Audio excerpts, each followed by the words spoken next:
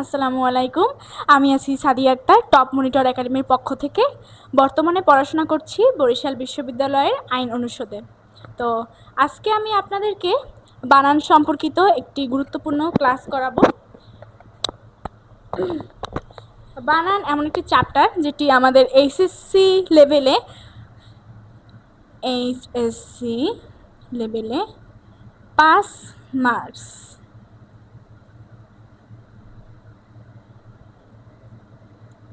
তাছাড়াও আমরা যে অ্যাডমিশনের ক্ষেত্রেও বানানটি কিন্তু একটি গুরুত্বপূর্ণ চ্যাপ্টার। আমাদের রিটেন ক্ষেত্রে বা বিভিন্ন চাকরি পরীক্ষার ক্ষেত্রে আমরা যে লিখিত পরীক্ষা দেই, এক্ষেত্রে কিন্তু বানান যে বিষয়টা এটা আমাদের খুবই গুরুত্বপূর্ণ। তো এই গুরুত্বপূর্ণ বিষয় নিয়েই আজকে আমাদের এই ক্লাস। আমরা এই ক্লাসে কিছু যেগুলো আমাদের একদম প্রয়োজন, এই প্রয়োজনীয় কিছু নিয়মাবলী শিখব। তো আসুন শুরু করা যাক।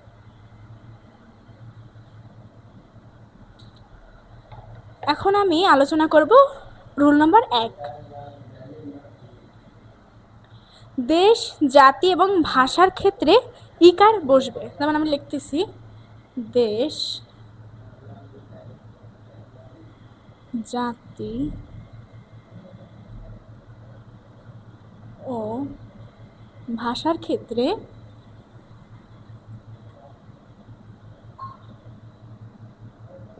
ভাষার শেষে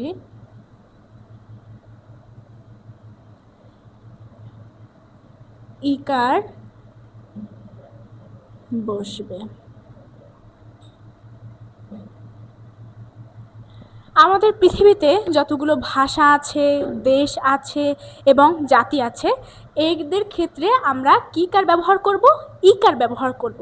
কখনোই দীর্ঘিকার ব্যবহার করতে পারবো না। তো আমি এক্সাম্পল দিচ্ছি, যেমন দেশ,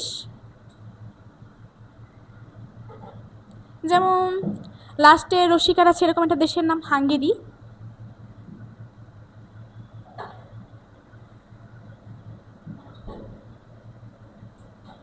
তারপর ধরুন ইতালি,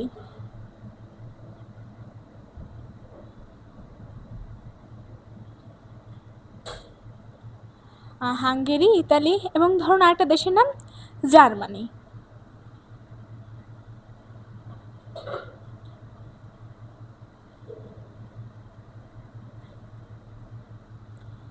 আমরা চাইলেই কিন্তু এই যে দেশের নামের ক্ষেত্রে দীর্ঘিকার ব্যবহার করতে পারবো না। দেশের ক্ষেত্রে অবশ্যই আমাদেরকে রস্যিকার ব্যবহার করতে হবে। কিন্তু এর ব্যতিক্রম আছে, কিছু দেশের নাম আছে যেগুলোতে আমাদের দীর্ঘিকারই ব্যবহার করতে হবে। তো আসুন ব্যতিক্রমগুলো জেনে নেওয়া যাক। ব্যতিক্রম,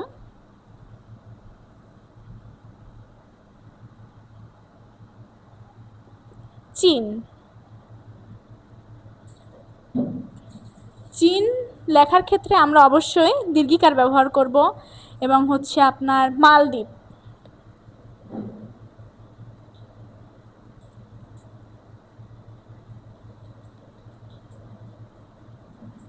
আর শ্রীলঙ্কা।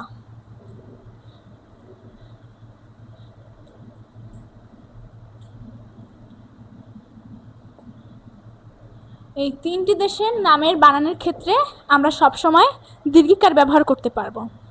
তারপর আসুন, আমাদের দেশ গেল, দেশের নামের ক্ষেত্রে আমরা রস্যিকার ব্যবহার করব। এবার জাতি।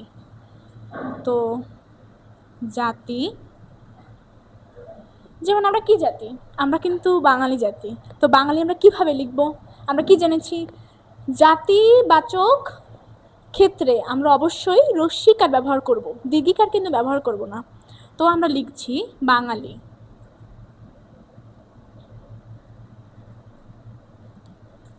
আমরা কিন্তু চাইলেই এভাবে লিখতে পারবো না। বাঙালি,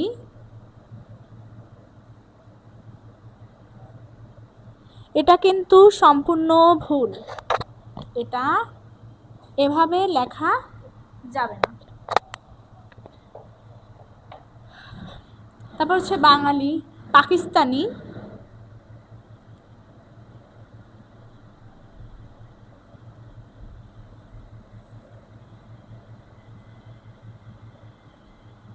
আর কি জাতি আছে? তুর্কি।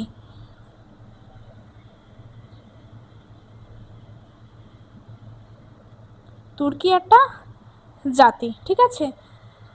তো গেল এই জাতির ক্ষেত্র, যে জাতির বাচক নামের ক্ষেত্রে আমরা সবসময় রস্যিকার ব্যবহার করব।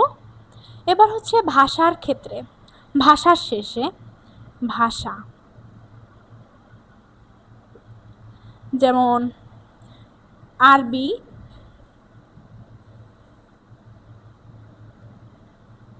আরবি, তারপর হচ্ছে ফার্সি,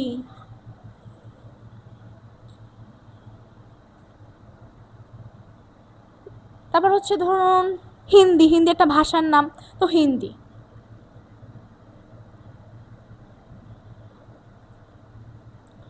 তো এই যে ভাষার নাম, এই ভাষার নামের ক্ষেত্রে আমরা সবসময় রস্যিকার ব্যবহার করব, দীর্ঘিকার কিন্তু আমরা ব্যবহার করতে পারবো না। তো এই ছিল আমাদের 1 নাম্বার রুলস। 1 নাম্বার রুলসে হচ্ছে দেশ, জাতি, ভাষার শেষে রস্যিকার থাকবে।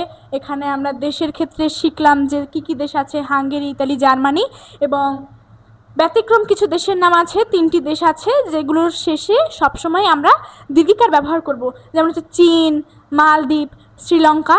এবং পরবর্তীতে আমরা শিখেছি জাতিবাচক নামের ক্ষেত্রে সবসময় আমরা রস্যিকার ব্যবহার করব। তো এই রস্যিকার ক্ষেত্রে হচ্ছে যেমন জাতির নাম শিখলাম আমরা কিছু, বাঙালি, তারপর হচ্ছে পাকিস্তানি, তুর্কি, এরকম পৃথিবীতে যতগুলো জাতি আছে এই জাতিবাচক নামের ক্ষেত্রেই সবসময় আমরা রস্যিকার ব্যবহার করব, কখনোই আমরা দীর্ঘিকার ব্যবহার করতে পারবো না। তারপর হচ্ছে ভাষার ক্ষেত্র, ঠিক আছে। তো পৃথিবীতে যতগুলো ভাষা আছে, আবার শুনে রাখো, পৃথিবীতে যতগুলো ভাষা আছে এই ভাষার শেষে আমরা সবসময় রস্যিকার ব্যবহার করব, দীর্ঘিকার কিন্তু আমরা ইউজ করতে পারবো না, ঠিক আছে। তো এই গেল আমাদের 1 নাম্বার রুলস।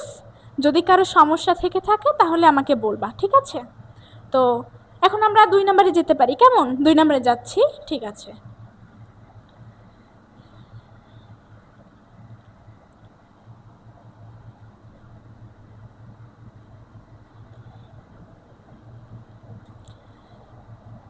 আমাদের বাংলা ব্যাকরণে বা বাংলা ভাষায় কিছু প্রত্যয় আছে, যেমন প্রত্যয়গুলো আমি লিখে দিচ্ছি। 2 নং, আলি, অবলি, অঞ্জলি। কি বলছি? আলি, অবলি, অঞ্জলি। আলি,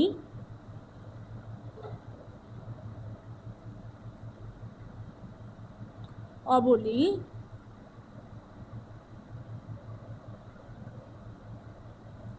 অঞ্জলি।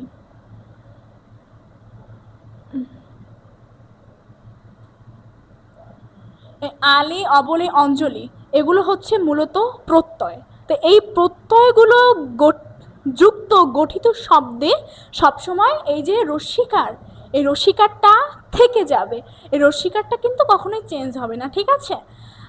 আলি, অবলি, অঞ্জলি, আলি, অবলি, অঞ্জলি প্রত্যয়যুক্ত শব্দে, প্রত্যয়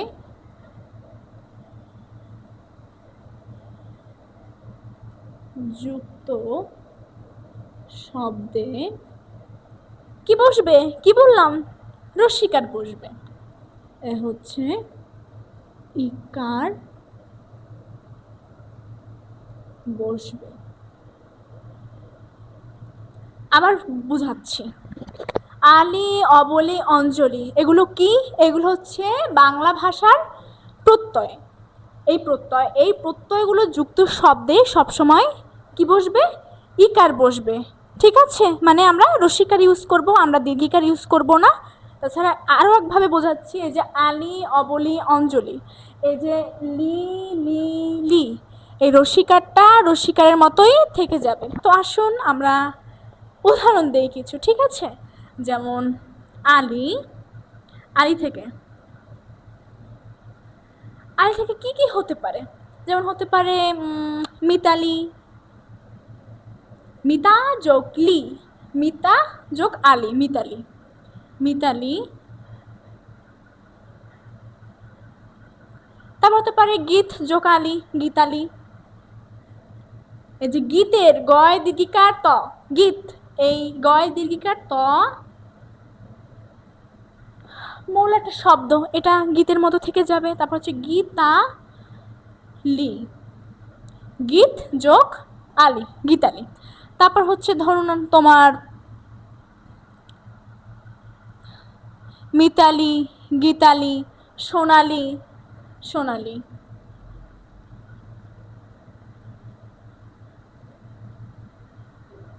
তো এরকম পৃথিবীতে যত শব্দই থাকুক যার সঙ্গে আলী প্রত্যয় যুক্ত হবে সেই ক্ষেত্রে আলীটা আলীর মতোই থেকে যাবে, মানে রস্যিকার ব্যবহৃত হবে।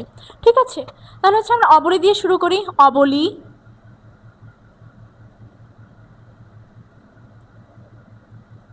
তথ্য যোগ আবলি, তথ্যাবলি আমরা লিখি, তথ্যাবলি।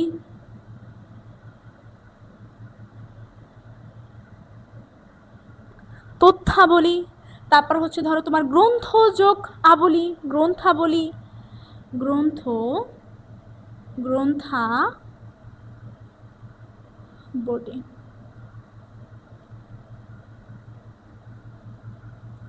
তথ্যাবলি, গ্রন্থাবলি। তারপর হচ্ছে গুণ যোগাবলি, গুণাবলী, যেমন গুণাবলী, গুণাবলী।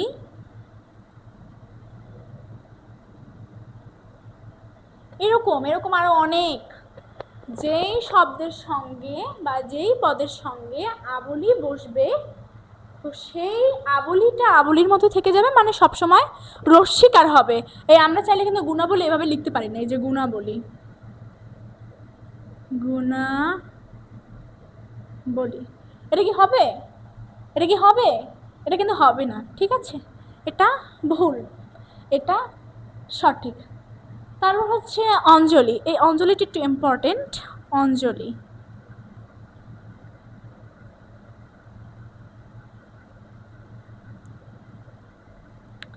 অঞ্জলি থেকে কি রচনা করব?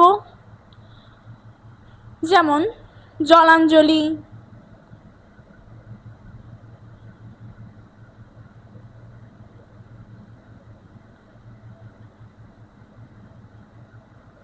জলাঞ্জলি বা হচ্ছে গীতাঞ্জলি, গীতাঞ্জলি।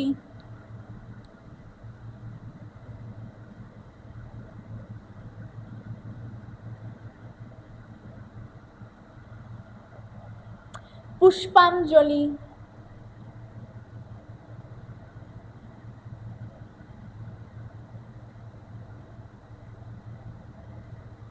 তো এরকম আরো আরো আরো আরো আরো অনেক শব্দ।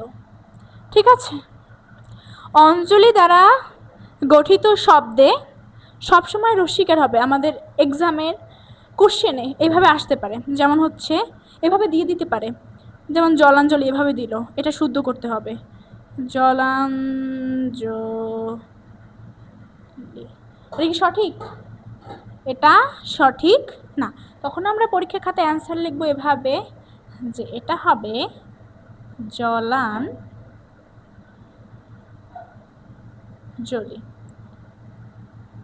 ঠিক আছে, এটা সঠিক।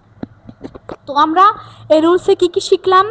এই রুলসে শিখলাম বাংলা ভাষার কিছু প্রত্যয় আছে। এই প্রত্যয় আলি, অবলি, অঞ্জলি। আলি, অবলি এবং অঞ্জলি, এই প্রত্যয়যুক্ত শব্দে সবসময় ইকার ব্যবহৃত হবে। যেমন আলি থেকে আমরা গঠন করেছি মিতালি, গীতালি, সোনালি। আবার অবলি থেকে গঠন করেছি তথ্যাবলি, গ্রন্থাবলি, তারপর হচ্ছে গুণাবলী। তারপর অঞ্জলি থেকে গঠন করেছি জলাঞ্জলি, তারপর হচ্ছে পুষ্পাঞ্জলি, এরকম আরও, মানে গীতাঞ্জলি এরকম। তো আমরা যখনই লাস্টে এরকম অঞ্জলি দেখতে পাবো, অঞ্জলি, তখনই আমরা রস্যিকার ব্যবহার করব। ঠিক আছে, তো এই গেল আমাদের 2 নাম্বার রুলস। ঠিক আছে, এখন আমরা 3 নম্বর নিয়মে চলে যাব।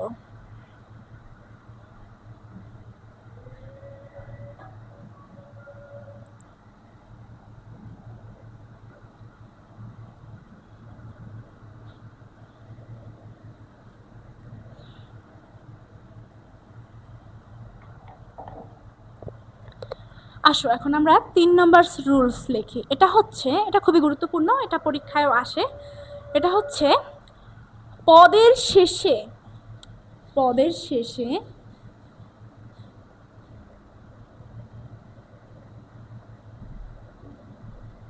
পদের শেষে জিবি থাকলে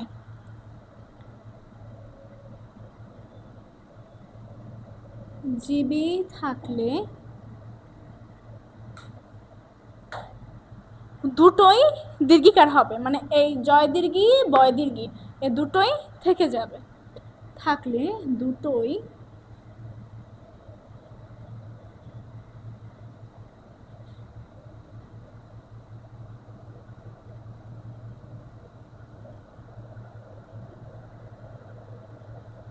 হবে।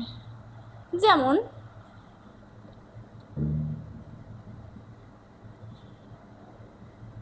ঠিক আছে, এই রুলস একটু বুঝিয়ে দিচ্ছি। মানে হচ্ছে কোনো পদের শেষে যদি জিবি থাকে, ধরো এই জিবির পূর্বে একটা পদ আছে শ্রম। শ্রম কি? শ্রম হচ্ছে একটি পদ। এই শ্রমের পরে যখন জিবি বসবে, এই জিবি তখন দুটোই দীর্ঘিকার হবে, মানে এই জিবি জয় দীর্ঘি বয় দীর্ঘি থেকে যাবে। তারপর ধরো তোমার পেশাজীবী, পেশাজীবী, তারপর হতে পারে তোমার বুদ্ধিজীবী,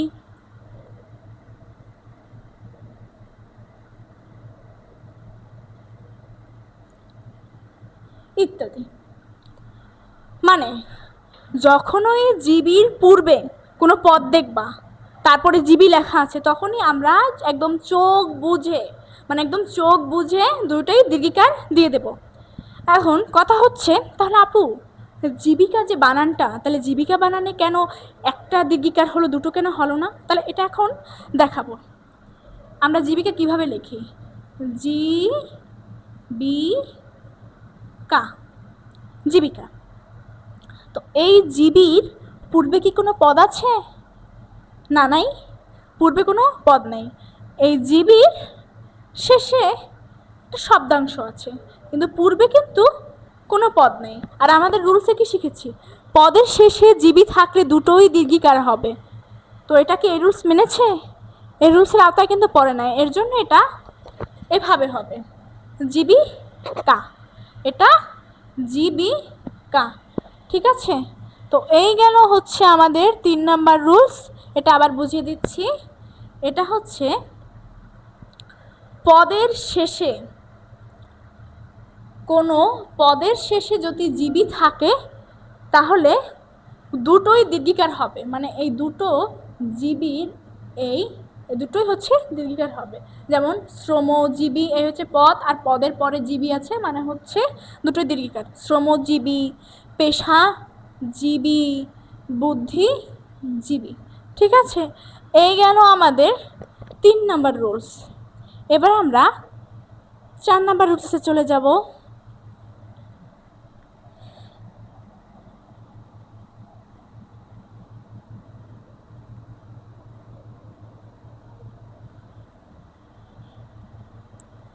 এটা খুবই ইজি। এটা হচ্ছে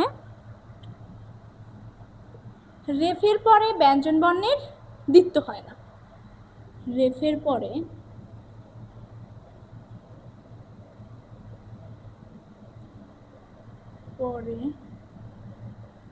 ব্যঞ্জন বর্ণের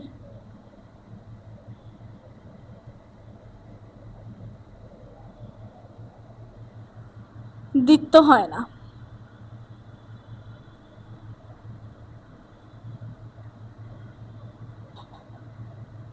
এটা জিজ্ঞেস করতে পারো, আপু এটা আবার কেমন রুলস? এটা খুবই ইজি। এটা হচ্ছে, যেমন ধরো আমরা কর্ম লিখছি, এটা কিন্তু সঠিক, ঠিক আছে? কিন্তু আমরা যদি দ্বিত্ব দেই, মানে রেফের পর যে ব্যঞ্জন আছে, রেফের পর ব্যঞ্জন আছে এখানে মটা যদি দ্বিত্ব দেই, কর্ম, এই দ্বিত্ব এটা কখনোই ইউজ হবে না। আবার ধরো ধর্ম, এখন এটা যদি আমরা এভাবে লিখি ধর্ম, এটাও কিন্তু হবে না, কারণ রেফের পরে ব্যঞ্জন বর্ণের দ্বিত্ব হয় না। রেফের পরে ব্যঞ্জন বর্ণের দ্বিত্ব হয় না, ঠিক আছে? এটা খুবই ইজি। এটা হচ্ছে আমাদের 4 নাম্বার রুলস। এবার আমরা 5 নম্বর রুলসে চলে যাব। এটা হচ্ছে সন্ধির ক্ষেত্রে, বুঝছো? সন্ধির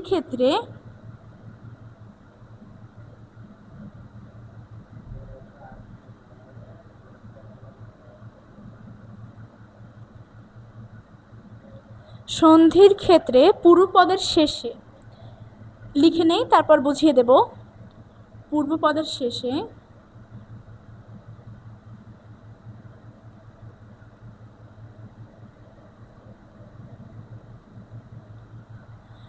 ম থাকলে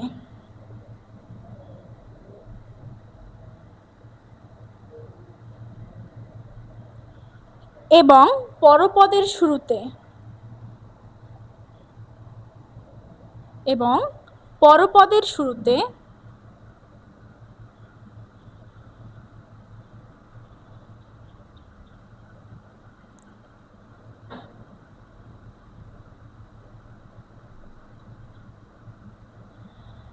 ক বর্গের যে প্রথম 4টি বর্ণ আছে, ক বর্গের প্রথম 4টি বর্ণ মানে হচ্ছে ক, খ, গ, ঘ, এগুলো যদি থাকে তাহলে আমরা অনুস্বার ব্যবহার করব। পরপদের শুরুতে ক, খ, গ, ঘ থাকলে অনুস্বার বসবে। কি বসবে?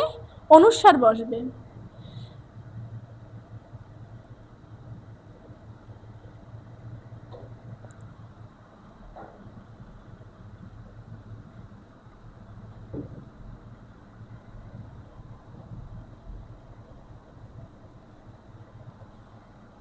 আসো এবার আমরা এক্সাম্পল করি, তাহলে বুঝবা। যেমন ধরো একটা সন্ধিতে হচ্ছে পূর্বপদের শেষে, ধরো একটা পূর্বপদ আমরা লিখি, একটা সন্ধি লিখি। যেমন ধরো অহংকার, এটা যে লেখে এভাবে লিখি না আমরা, যেমন অহংকার, অহং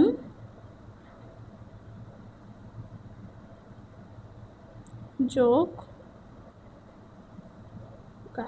অহংকার। এখন অহম যে শব্দটি, এটি হচ্ছে পূর্বপদ।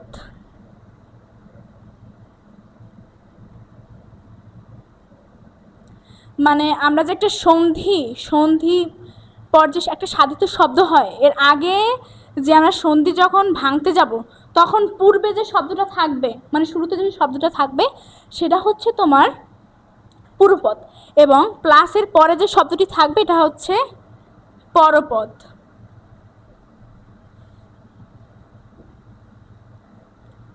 পূর্বপদ আর এটা হচ্ছে পরপদ। তো আমরা কি শিখেছি? এটা হচ্ছে পূর্বপদের শেষে, মানে পূর্বপদের শেষে ম থাকলে এবং পরপদের শুরুতে ক বর্গীয় যে বর্ণ আছে প্রথম 4টির যে কোনো একটি থাকলে, মানে হচ্ছে ক, খ, গ, ঘ, এর ভিতরে ক আছে থাকলে, তাহলে মটা উঠে গিয়ে অনুস্বার বসবে। তাহলে কি হয়? অহংকার, এই মটা উঠে গিয়ে অনুস্বার বসেছে। তারপর হচ্ছে আরেকটা এক্সাম্পল দেই, আর কিছু এক্সাম্পল দিই, তাহলে বুঝতে পারবা। অহংকার হচ্ছে অলংকার, যেমন অলং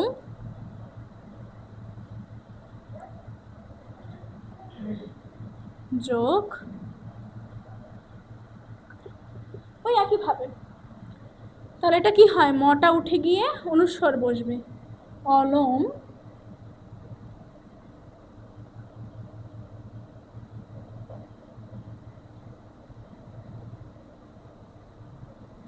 অলংকার, ঠিক আছে। তারপর হচ্ছে ধরো তোমার সঙ্গীত লিখি আমরা, যেমন সোম যোগ গীত। এখানে কোনটি সঠিক হবে? মটা উঠে গিয়ে অনুস্বার বসবে, সঙ্গীত। এখন আমরা অনেক সময় এভাবে লিখি সঙ্গীতকে, হচ্ছে তোমার সঙ্গীত, এটা কিন্তু ভুল, এটা ভুল, এটা সঠিক। ঠিক আছে, এটা ভুল কেন? এটা হচ্ছে আমরা সন্ধি বিচ্ছেদের পর কি পেয়েছি? সন্ধি বিচ্ছেদের পর এখানে পূর্বপদের শেষে ম আছে এবং পরপদের শুরুতে ক বর্গীয় একটা বর্ণ আছে, মানে প্রথম চারটি যে কোনো একটি গ আছে। এর জন্য এই মটা হচ্ছে গিয়ে অনুস্বার বলবে, এখানে আমরা ও ইউজ করতে পারবো না। আবার কিছু কিছু ক্ষেত্রে ব্যতিক্রম, প্রত্যেকটা নিয়মেরই কিছু ব্যতিক্রম থাকে, তো এক্ষেত্রেও এটারও কিছু ব্যতিক্রম আছে। এটা হচ্ছে যেমন ধরো কঙ্কন ব্যতিক্রম,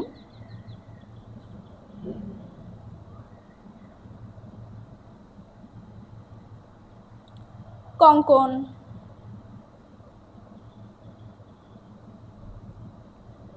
তারপর হচ্ছে ধরো তোমার অঙ্ক,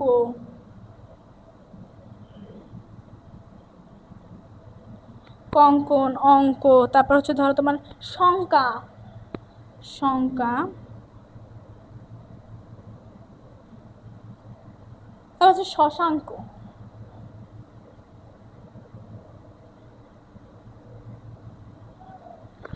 এই রুলসটা মূলত সাধারণত ক্ষেত্রে খাটে, কিন্তু প্রত্যেকটা বা বেশিরভাগ সংখ্যক রুলসেরই কিছু ব্যতিক্রম থাকে। তো আমরা কি করব, এই ব্যতিক্রমসের যে বিষয়গুলো থাকবে এগুলো আমরা একটু দেখে রাখবো বা মুখস্থ করে রাখবো। ঠিক আছে, তো এই গেল এই নিয়মটা। আবারও একবার বুঝিয়ে দিচ্ছি। এটা হচ্ছে সন্ধির ক্ষেত্রে পূর্বপদের সন্ধির ক্ষেত্রে পূর্বপদের শেষে ম থাকলে এবং পরপদের শেষে ক বর্গীয় চারটি বর্ণের, মানে ক বর্গীয় প্রথম চারটি বর্ণের যে কোনো একটি থাকলে তাহলে সেই মটা উঠে গিয়ে অনুস্বর বসবে। ঠিক আছে, এবং এর কিছু ব্যতিক্রম আছে, যেমন কঙ্কন, অঙ্ক, শঙ্কা, শশাঙ্ক। ঠিক আছে, এই হচ্ছে আমাদের 5 নম্বর রুলস গেল। এখন আমরা 6 নম্বর নিয়মে যাব।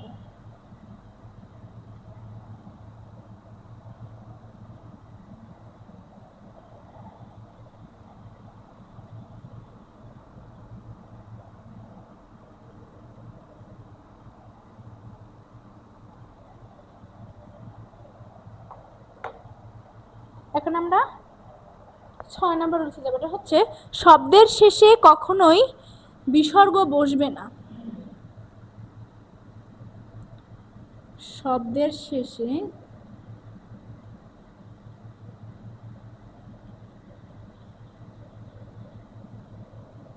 কখনোই বিসর্গ বসবে না।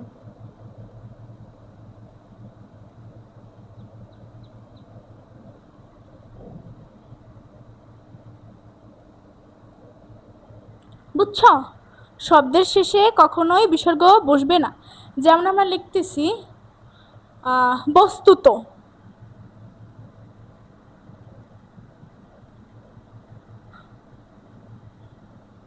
এটা কি সঠিক?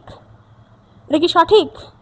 এটা সঠিক না, কারণ কোনো শব্দের শেষে বিসর্গ ব্যবহৃত হয় না। এটা হচ্ছে, এটা সঠিক, বস্তুত, এটা সঠিক। তো এটা খুবই সিম্পল একটা নিয়ম, তো এটা এখানেই থাক। এরপর আমরা 7 নাম্বার একটা রুলসে যাব। 7 নাম্বার, এটা রুলস বলে ভুল হবে, এটা একটা টেকনিক। এটা হচ্ছে কারি এবং কারি। কোথায় আমরা কয়াকারে কা রয় রস্যিকারে রি এবং কোথায় আমরা কয়াকারে কা রয় দীর্ঘিকার রি ব্যবহার করব। কারি এবং কারি। আমরা সবসময় মনে রাখবো একটা বিষয়, এটা হচ্ছে যখনই দীর্ঘিকার ব্যবহার করব তখন সেটা অবশ্যই ব্যক্তিবাচক কিছু হবে। ব্যক্তিবাচক মানে ব্যক্তিবাচক ক্ষেত্রে, ব্যক্তিবাচক।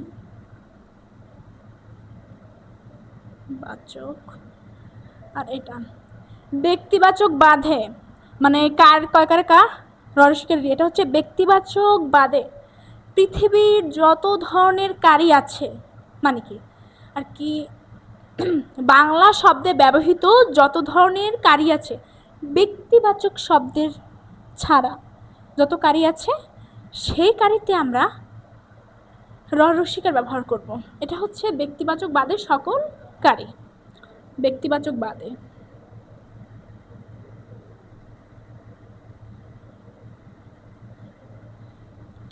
তাহলে আসো কিছু উদাহরণ দিচ্ছি। উদাহরণ যেমন ধরো তোমার ছিনতাইকারী,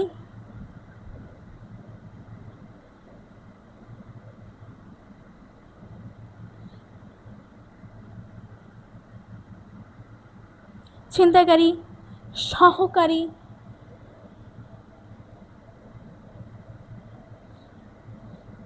সহকারী কি কোনো বস্তু সহকারী হতে পারে? কোনো বস্তু কিন্তু সহকারী হতে পারে না। সহকারী সবসময় একটা ব্যক্তিবাচক হয়, তো এক্ষেত্রে কয় কয়কারে কা রয় দীর্ঘাকারী। তারপর হচ্ছে সাহায্যকারী, কি কারী? সাহায্যকারী।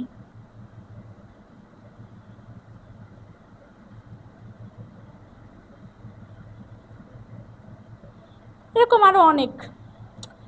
এখন এই কারি কোন ক্ষেত্রে? এই কারি হচ্ছে যেমন দরকারি, তরকারি, দরকারি, তরকারি,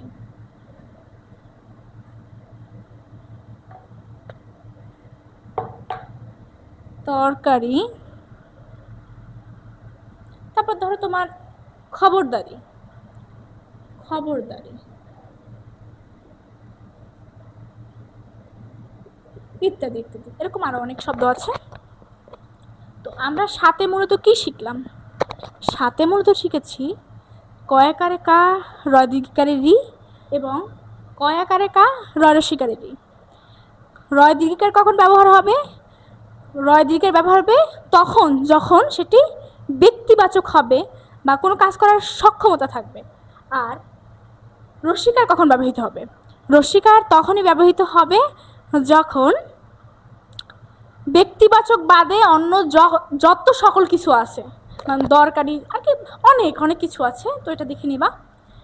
এক্ষেত্রে আমরা রয় রসিকারই ব্যবহার করব। তো এটা ছিল আমাদের 7 নাম্বার রুলস। এখন আমরা 8 নাম্বার রুলসে যাব, ঠিক আছে?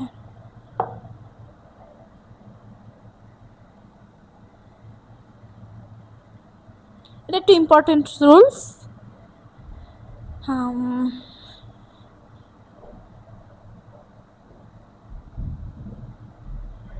আমরা এখন 8 নাম্বার রুলস করব।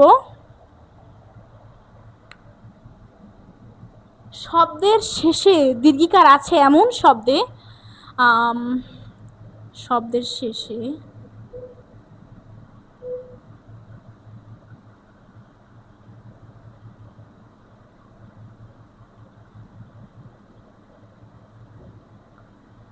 কার আছে এমন শব্দের সাথে আছে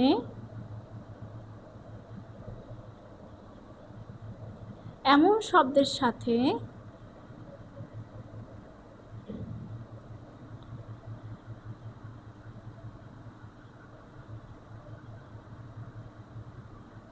এমন শব্দের শেষে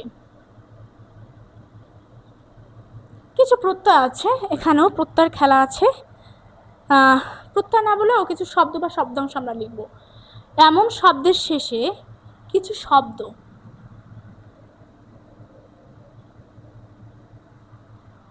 কিছু শব্দ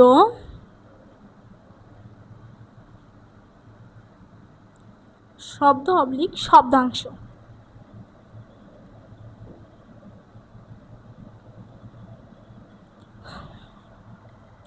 যুক্ত হলে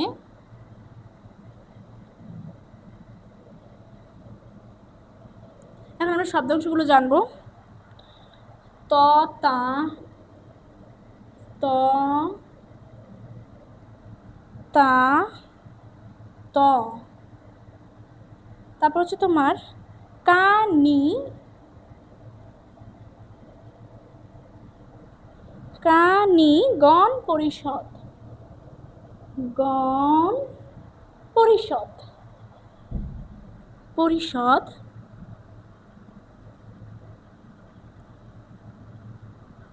পরিষদ তারপর হচ্ছে জগৎ জন বৃন্দ কুল, জগৎ জন বৃন্দ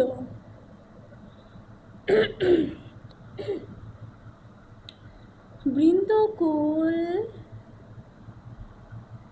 সমূহ বিদ্যা,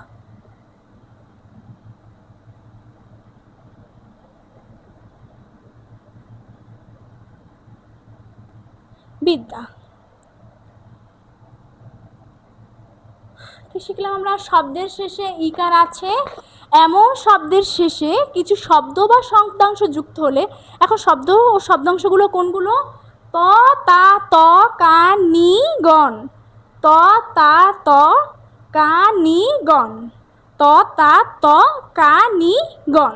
তারপর হচ্ছে পরিষদ জগৎ জন বৃন্দ, পরিষদ জগৎ জন বৃন্দ কুল সমূহ বিদ্যা, কুল সমূহ বিদ্যা। শব্দের শেষে ইকার হবে, ঠিক আছে? শব্দের শেষে যুক্ত হলে শব্দের মানে এগুলো যুক্ত হওয়ার পর যে শব্দটা গঠিত হবে, মানে কি এগুলো যুক্ত হওয়ার পর শেষে যে শব্দটা গঠিত হবে সেই গঠিত শব্দ শেষে আমরা রসিকে ব্যবহৃত করব, ঠিক আছে? শব্দের শেষে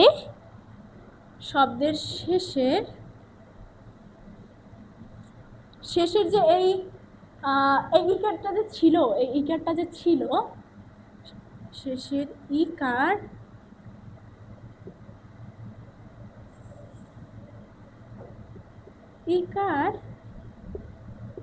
হয়ে যাবে।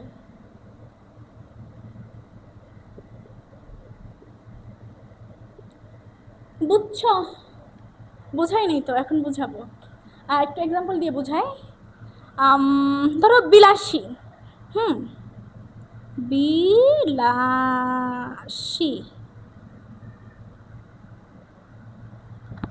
বিলাসী একটা শব্দ, এটা শেষে কি আছে? ইকার আছে, ঠিক আছে? তো আমরা এই বিলাসীর সঙ্গে একটা তা যুক্ত করে দিই, এই যে তা আছে এই তাটা যুক্ত করে দেখি কি হয়। যেমন বিলাসী যোগ তা, বিলাসী যোগ তা। এখন এটা কি হবে বলো তো? এটা এখন কি হবে? এটা এখন যেটা হবে সেটা হচ্ছে, আমরা কি শিখেছি? আমরা শিখেছি শব্দের শেষে ইকার আছে এমন শব্দের শেষে এই যে কিছু কিছু শব্দ বা শব্দাংশ আছে, এগুলো যুক্ত হলে তাহলে এই ইকারটা আমরা রসিকার বানাই ফেলবো, ঠিক আছে? এই বিলাসিতা এভাবে লিখবো, বিলাসিতা,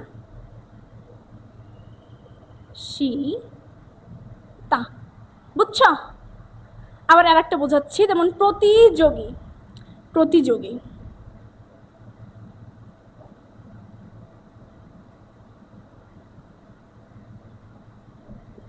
এখন আমরা এই প্রতিযোগীর সঙ্গে একটা তা যুক্ত করে দেই, তাহলে কি দাঁড়াবে? তাহলে কি দাঁড়াবে? দীর্ঘিকার যুক্ত শব্দের সঙ্গে ত তা ত কা নি গণ, আর কি এই যে শব্দ বা শব্দাংশ আছে এগুলো তোমরা মুখস্থ করে নেবা, ঠিক আছে? যাতে পরীক্ষার সমস্যা না হয়, ওই প্রত্যেকগুলো মুখস্থ করে নেবা। তো এই যুক্ত হলে এই দীর্ঘিকারটা রস্বীকার হয়ে যাবে, প্রতিযোগিতা।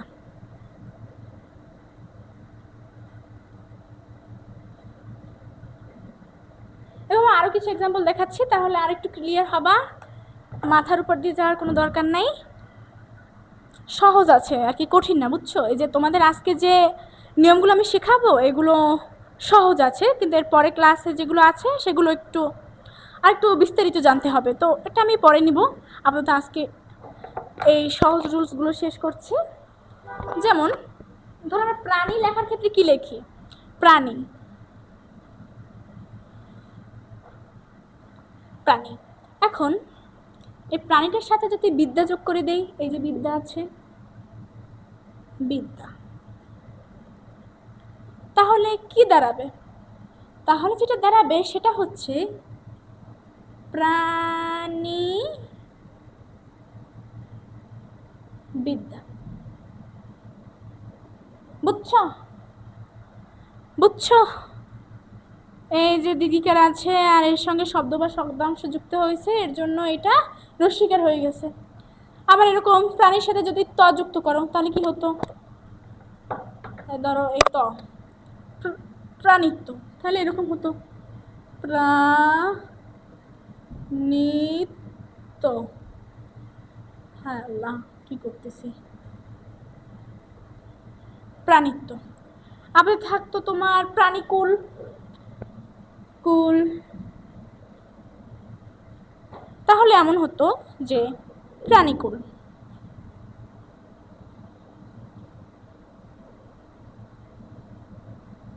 প্রাণীকুল। তো এই হচ্ছে এই রুলসটা, আশা করি বুঝতে পেরেছো। আবার বুঝিয়ে দিচ্ছি লাস্ট একবার। এটা হচ্ছে শব্দের শেষে যদি দীর্ঘিকার থাকে, এমন শব্দের শেষে যদি এই শব্দ বা শব্দাংশ যুক্ত হয়, এই শব্দাংশ বলতে কোনটা?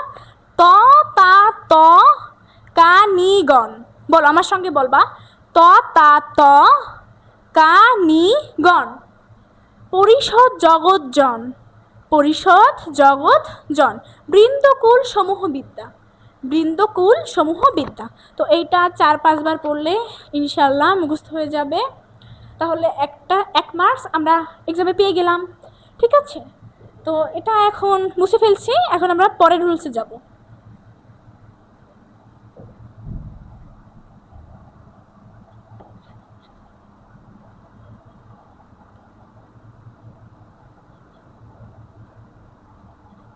হ্যাঁ,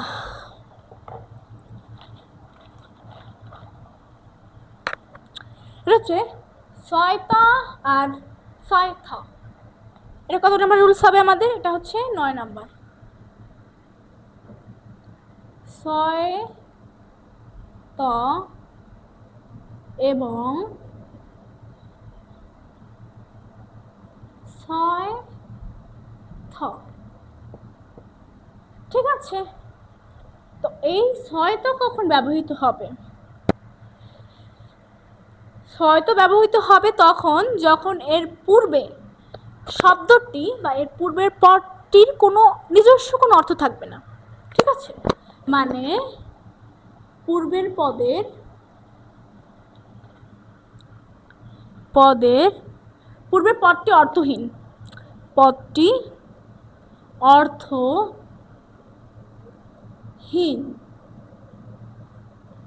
আর 6 কখন হবে? 6 তখন হবে যখন আমাদের পূর্বের পদটি অর্থবোধক থাকবে। পূর্বের পদটি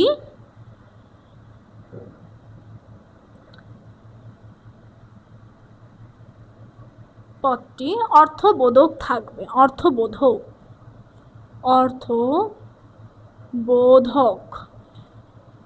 থাকবে ঠিক তখন। ঠিক আছে, এখন আমরা কিছু উদাহরণ দিচ্ছি, তাহলে আরো ক্লিয়ার হবা। যেমন ধরো,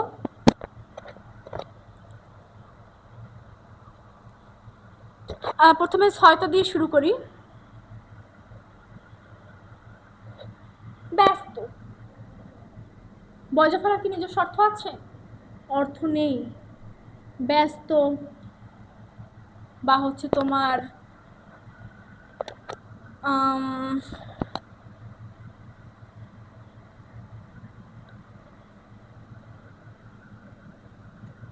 কাটতেছি। প্রথমে আমরা 6 দিয়ে শুরু করি, ঠিক আছে, তাহলে আরো ক্লিয়ার হবা। 6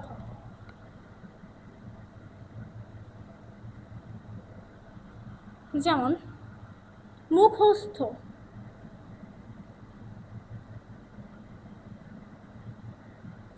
মুখস্থ, এই মুখ একটা, মুখ কি এটা নিজস্ব অর্থ আছে, এর জন্য এটা 6 হয়েছে। আবার কণ্ঠস্থ,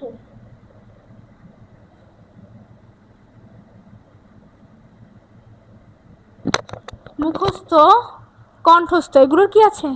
নিজস্ব অর্থ আছে, এর জন্য এগুলো শেষে 6 হয়েছে, 6 হয়নি। ঠিক আছে, আবার 6 ব্যস্ত বা হচ্ছে তোমার গ্রস্ত, গ্রস্ত, গ্রহের নিজস্ব কোনো অর্থ নাই, এই বা ধরো গ্রস্ত না, ধরো ক্ষতিগ্রস্ত, ক্ষতিগ্রস্ত, ক্ষতিগ্রস্ত, ক্ষতিগ্রস্ত। তো এই যে পূর্বের যে পদটা, এটার কি নিজস্ব কোনো অর্থ আছে? এটার নিজস্ব অর্থ নাই, এর জন্য সহায়তা হয়েছে, ঠিক আছে। তো এটারও কিছু ব্যতিক্রম নিয়ম আছে, যেমন যেমন তোমার ধরো বিশ্বস্ত, আমরা বিশ্বস্তই লিখবো, যদিও বিশ্ব বিশ্ব এটা হচ্ছে একটা অর্থবোধক পদ, তারপর আমরা ছয়তই ব্যবহার করবো। এরকম প্রত্যেকটা রুলসেরই কিছু ব্যতিক্রম আছে। আমরা ব্যতিক্রম বিষয়সমূহকে মুখস্থ রাখার চেষ্টা করবো, এবং মুখস্থ থাকতেই হবে, রাখার চেষ্টা করবো এমনটা না, মুখস্থ থাকতেই হবে, ঠিক আছে। তারপর ধরো তোমার সমস্ত, এমন আরও অল্প কিছু আছে, তো ওইগুলো দেখে নিতে হবে, ঠিক আছে। তো এই রুলস ছিল, এটা হচ্ছে আমাদের 9 নম্বর রুলস। এটা আবারও বুঝিয়ে দিচ্ছি, এটা মূলত 6ত এবং 6থ এই বিষয়ক রুলস। এটা হচ্ছে 6ত তখন হবে যখন পূর্বের পদটি অর্থহীন থাকবে, এবং 6থ তখনই হবে যখন এর পূর্বের যে পদটি আছে, পূর্বের পদটি অর্থবোধক থাকবে। এত কিছু হওয়ার পরেও বিকল্প কিন্তু বের হবে। এই যে বিকল্প বের হলো, যেমন বিকল্প, এটা বিকল্প লিখবো আমরা, ব্যতিক্রম লিখবো, ব্যতিক্রম, ব্যতিক্রম, বিশ্বস্ত, সমস্ত, এরকম আরও কিছু ওয়ার্ড আছে, এগুলো হচ্ছে আমাদের বিকল্পের আওতায়, ঠিক আছে। তো আজকে আমরা আমাদের লাস্ট রুলস 10 নম্বর রুলসে যাব। তো 10 নম্বর রুলস শুরু করা যাক।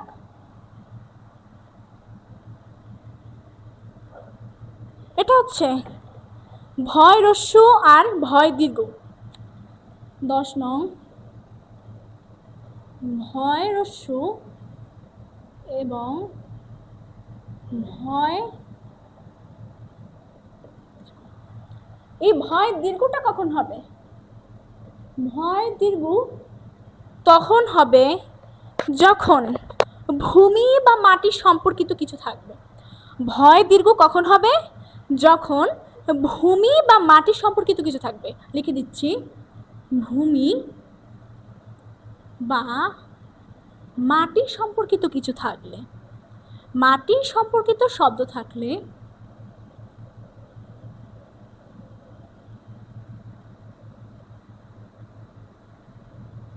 শব্দ থাকলে, আবার এই ভয় রস্যকার কখন হবে? ভয় রস্যকার কখন হবে? ভয় রস্যকার এই ভূমি আর মাটি সম্পর্কিত বাদে যত যা কিছু আছে, মানে যত যে শব্দ বা শব্দাংশ আছে, সেগুলোর ক্ষেত্রে ভয় রস্যকার ব্যবহৃত হবে, মানে ভূমি বা মাটি বাদে, ভূমি বা মাটি বাদে, ভূমি বা মাটি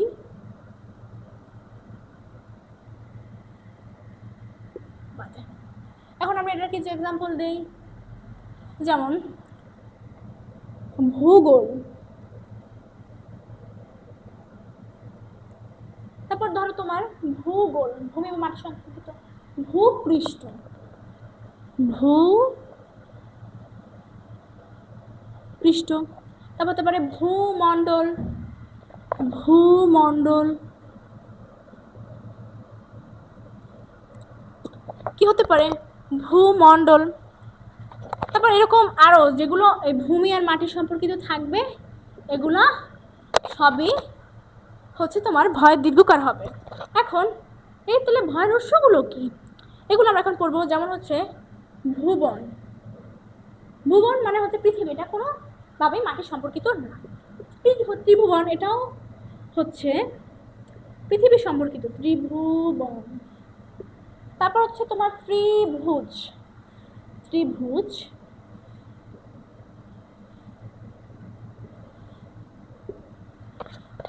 কি শিখলাম? ত্রিভুবন। ঠিক আছে, তো এই রুলসটিতে আমরা কি শিখলাম? এই রুলসে আছে ভয় হ্রস্ব এবং ভয় দীর্ঘ এর ব্যবহার। এখানে ভয় দীর্ঘ তখন হবে যখন ভূমি বা মাটির সম্পর্কিত কোনো শব্দ থাকবে, ভূমি বা মাটির সম্পর্কিত। আবার ভয় হ্রস্বকার থাকবে তখন যখন ভূমি বা মাটির সম্পর্কিত বাদে যে শব্দগুলো থাকবে, মানে ভূমি আর মাটি বাদে পৃথিবীতে যা আছে রে ভাই, সব কিছুর ক্ষেত্রে আমরা হ্রস্বকার ব্যবহার করব। যেমন ভুবন, ত্রিভুজ। ঠিক আছে, তো এই ছিল আজকের আমাদের ক্লাস। এতক্ষণ সাথে থাকার জন্য ধন্যবাদ। আর দেখা হচ্ছে পরবর্তী ক্লাসে, ইনশাআল্লাহ দেখা হবে। আসসালামু আলাইকুম।